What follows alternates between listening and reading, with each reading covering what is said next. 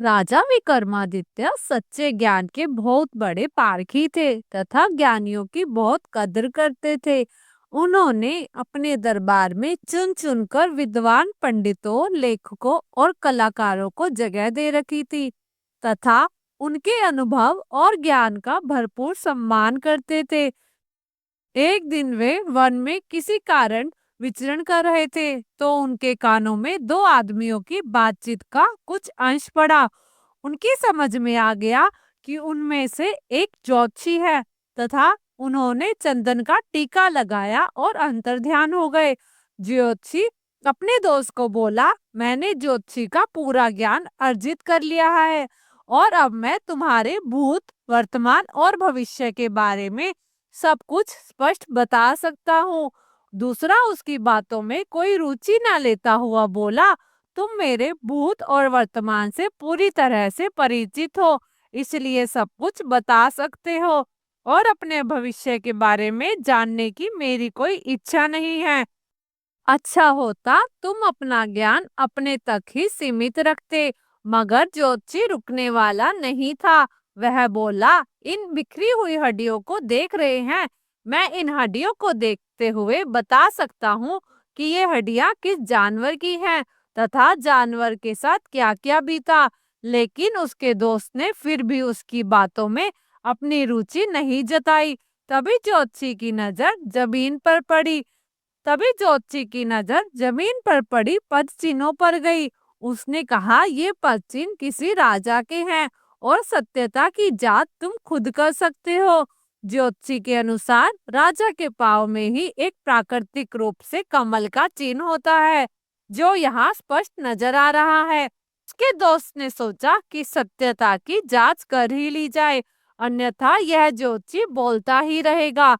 पद चिन्हों का अनुसरण करते करते वे जंगल के अंदर आते गए। जहाँ पदचिन्ह समाप्त होते थे वहां कुल्हाड़ी लिए एक लकड़हारा खड़ा था तथा कुल्हाड़ी से एक पेड़ काट रहा था। ज्योतिषी ने उसे अपने पांव दिखाने को कहा। लकड़हारे ने अपने पांव दिखाए तो उसका दिमाग चकरा गया। लकड़हारे के पांव पर प्राकृतिक रूप से कमल के चिन्ह से। ज्योतिषी ने जब उसका असली परिचय पूछा तो वह लकड़हारा बोला, उसका जन्म ही एक लकड़हारे के घर हुआ है तथा वह कई पुश्तों से यही काम कर रहा है। ज्योतिषी सोच रहा था कि वह राजकुल का है तथा किसी परिस्थितिवश लकड़हारे का काम कर रहा है। अब उसका विश्वास अपने ज्योतिषी ज्ञान से उठने लगा। उसका दोस्त उसका उपहास करने लगा तो वह चिढ़कर बोला, चलो चलकर राजा विक्रमादित्य के पांव देखते हैं। अगर उनके पांव पर कमल चिन्ह नहीं हुआ तो मैं सचमुच ज्योतिष शास्त्र को झूठा समझूंगा और मान लूंगा कि मेरा ज्योतिष अध्ययन बेकार चला गया। वे लकड़हारे को छोड़ उज्जैन नगरी की ओर चल पड़े। काफी चलने के बाद राजमहल पहुंचे। राजमहल पहुंचकर उन्होंने विक्रमादित्य से मिलने की इच्छा जताई। जब विक्रमादित्य सामने आए तो उन्होंने उनसे अपना पैर दिखाने की प्रार्थना की। विक्रमादित्य का पैर देखकर ज्योतिषी सन्न रह गया। उनके पांव भी साधारण मनुष्य के पांव जैसे थे। उन पर वैसी ही आड़ी तिरछी रेखाएं थी। कोई कमल का चिन्ह नहीं था। ज्योतिषी को अपने ज्योतिष ज्ञान पर नहीं बल्कि पूरे ज्योतिष शास्त्र पर संदेह होने लगा। वे राजा से बोला, ज्योतिष शास्त्र कहता है कि कमल चिन्ह जिसके पांव में मौजूद हो वह व्यक्ति राजा होगा, मगर यह सरासर असत्य है। जिसके पांव पर मैंने यह चिन्ह देखे वह पुश्तैनी लकड़हारा है। दूर दूर तक उसका संबंध किसी राजघराने से नहीं है। पेट भरने के लिए जी तोड़ मेहनत करता है तथा हर सुख सुविधा से वंचित है। दूसरी ओर आप जैसा चक्रवर्ती सम्राट है जिसके भाग्य में भोग करने वाली हर चीज है, जिसकी कीर्ति दूर दूर तक फैली हुई है। आपको राजाओं का राजा कहा जाता है, मगर आपके पाँव में ऐसा कोई चिन्ह मौजूद नहीं है। राजा को हंसी आई और उन्होंने पूछा, क्या आपका विश्वास आपके ज्ञान तथा विद्या से उठ गया? ज्योतिषी ने जवाब दिया, बिल्कुल, मुझे अब रत्ती भर भी विश्वास नहीं रहा। उसने राजा से नम्रता पूर्वक विदा लेते हुए अपने मित्र से चलने का इशारा किया।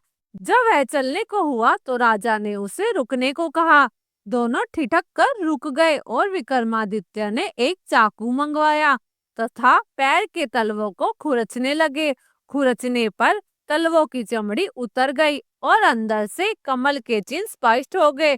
ज्योतिषी को हतप्रभ देख विक्रमादित्य ने कहा, हे ज्योतिषी महाराज, आपके ज्ञान में कोई कमी नहीं है, लेकिन आपका ज्ञान तब अधूरा रहेगा जब तक आप अपने ज्ञान की डींगे हाँकेंगे और जब तक उसकी जांच करते रहेंगे। मैंने आपकी बातें सुन ली थी और मैं जंगल में लकड़हारे के वेश में आपसे मिला था। मैंने आपकी विद्वता की जांच के लिए अपने पांव पर खाल चढ़ा ली थी ताकि कमल की आकृति ढक जाए।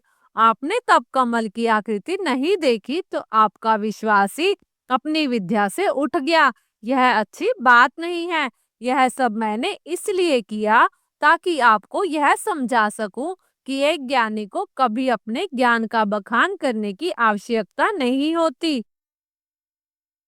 पुतली ने फिर एक कहानी सुनाई। राजा विक्रमादित्य विद्वानों का बहुत आदर सत्कार करते थे, यथासंभव सहायता करते थे। उनकी उदारता का यह आलम था कि उनका दरबार में कोई भी खाली हाथ नहीं लौटता था। उनके राज्य में ज्ञानदत्त नाम का एक ब्राह्मण रहता था। विद्वान एवं गुणवान होने के बावजूद गरीबी उसका पीछा नहीं छोड़ती थी। उसकी गरीबी का आलम यह था कि उसके परिवार वालों को अन्न के अभाव में कई बार उपवास तक करना पड़ता था।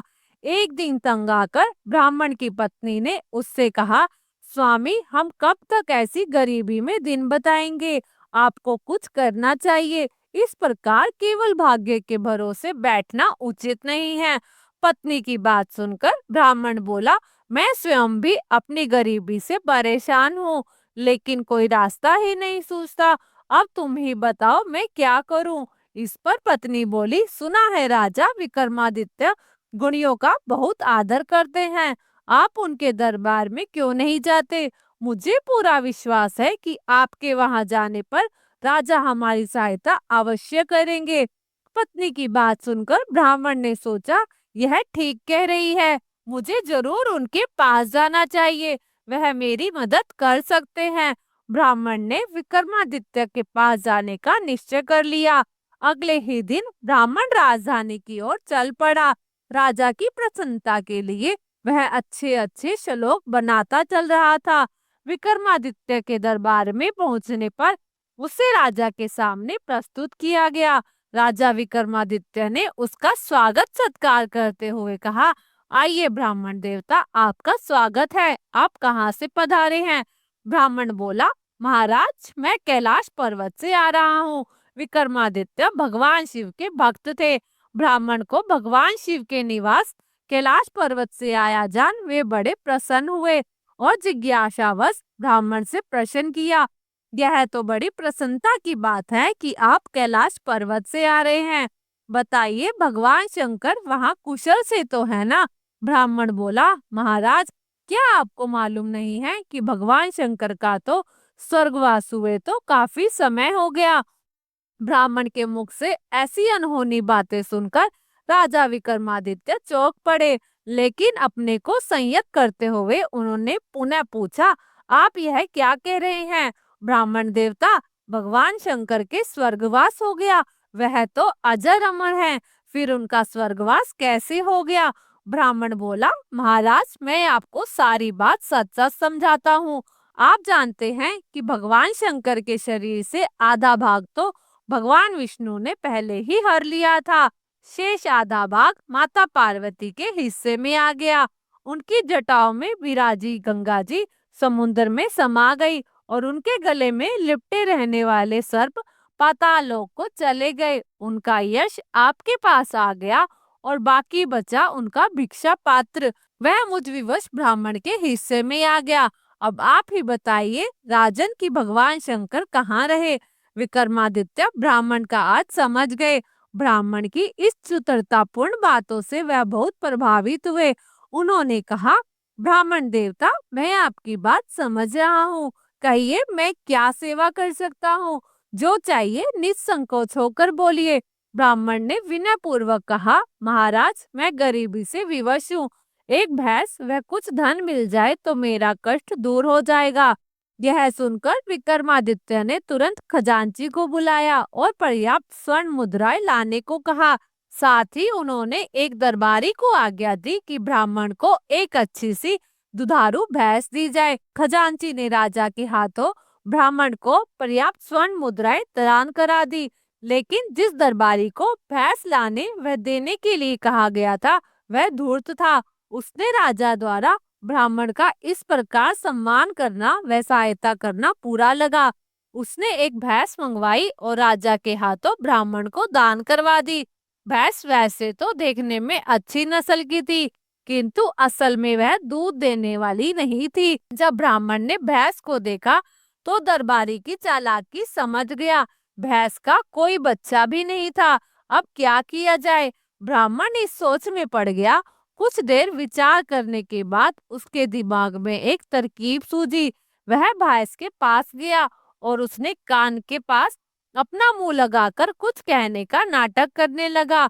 फिर उसने भैंस के मुंह के पास अपना कान लगाया, जैसे कुछ सुन रहा हो। विक्रमादित्य सहित सभी दरबारी ब्राह्मण का यह सारा कार्य कौतूहलवश देख रहे थे। भैंस के मुंह के पास कान लगाए कुछ क्षण बाद ब्राह्मण ने अपना मुंह ऐसे बनाया जैसे कोई बुरी बात सुन ली हो। ऐसा करने के बाद वह सीधा खड़ा हो गया। विक्रमादित्य को यह सब बड़ा विचित्र लगा। उन्होंने ब्राह्मण से पूछा, ब्राह्मण देवता आप यह क्या कर रहे थे? ब्राह्मण बोला, महाराज मैं इस भैंसे से पूछ रहा था कि तुम्हारा बच्चा कहाँ है, क्या बच्चे के बिना दूध दे दोगी? विक्रमादित्य ने उत्सुकतावश पूछा, तो क्या कहा इसने? ब्राह्मण इसी प्रश्न के इंतजार में था। उसने कहा, महाराज यह कह रही है कि इसके पति को सतयुग में महिषासुर ने मार दिया था, तभी से यह विधवा है, संतान भी नहीं है। ऐसी परिस्थितियों में बस अपने जीवन की नैया खींच रही है। ब्राह्मण के इस चतुराई भरे उत्तर को सुनकर विक्रमादित्य को समझते देर न लगी कि जिस दरबारी को भैंस लाने का काम सौंपा गया था उसने भैंस के चुनाव में धूर्तता की है और बिना दूध देने वाली बूढ़ी भैंस लाकर दान करा दी। इस पर विक्रमादित्य को बड़ा क्रोध आया और उन्होंने दरबारी को उसकी धूर्तता के लिए बहुत फटकारा। इसके बाद विक्रमादित्य ने एक स्वस्थ दूध देने वाली अच्छी सी भैंस मंगवाकर ब्राह्मण को दान में दे दी। भैंस व धन पाकर ब्राह्मण बहुत खुश हुआ। फिर वह विक्रमादित्य का गुणगान करता हुआ अपने घर की ओर चल दिया। यह कथा सुनाकर पुतली बोली, राजा भोज ऐसे दानी थे विक्रमादित्य। उन्होंने ब्राह्मण की चतुराई पर उसे धन नहीं बल्कि एक अच्छी नस्ल की दुधारू भैंस भी दान में दी। क्या तुमने भी कभी ऐसा दान किया है? यह कहकर पुतली अदृश्य हो गई। राजा भोज के पास पुतली के प्रश्न का कोई जवाब नहीं था, अतः वह उस दिन भी सिंहासन पर बैठे बिना वापिस अपने महल में लौट आए। कहानी को अंत तक सुनने के लिए धन्यवाद। आशा करती हूँ ये कहानी आपको पसंद आई होगी। कहानी पसंद आई तो वीडियो को लाइक करें, शेयर करें और चैनल को सब्सक्राइब जरूर करें।